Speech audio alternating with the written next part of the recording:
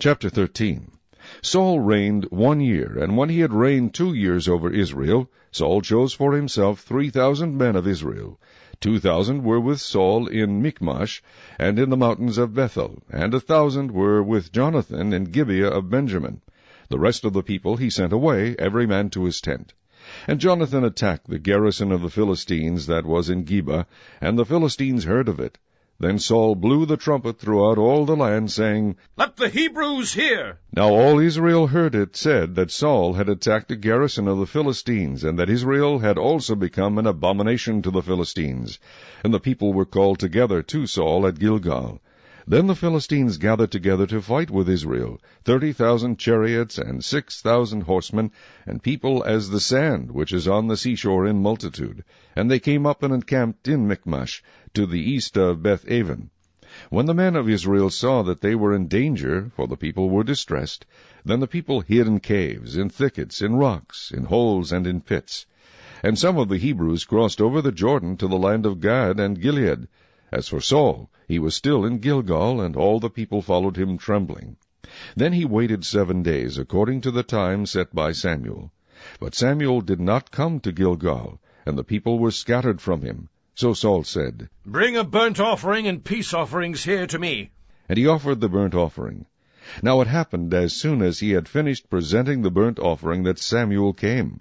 And Saul went out to meet him, that he might greet him. And Samuel said, "What have you done?"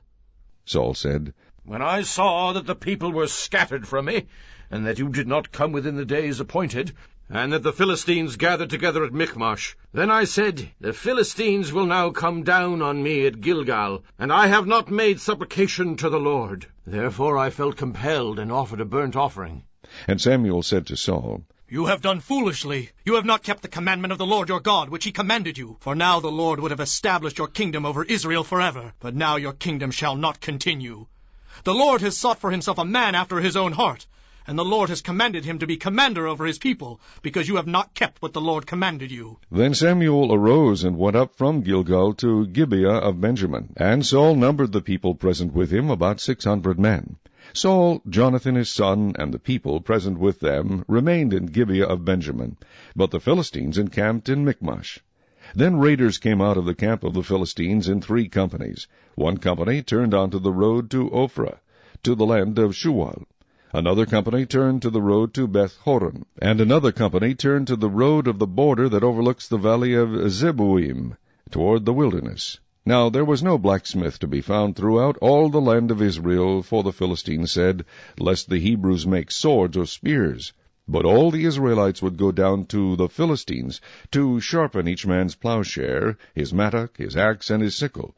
And the charge for a sharpening was a pim for the plowshares, the mattocks, the forks, and the axes, and to set the points of the goads. So it came about on the day of battle that there was neither sword nor spear found in the hand of any of the people who were with Saul and Jonathan.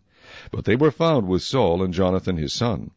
And the garrison of the Philistines went out to the pass of Michmash.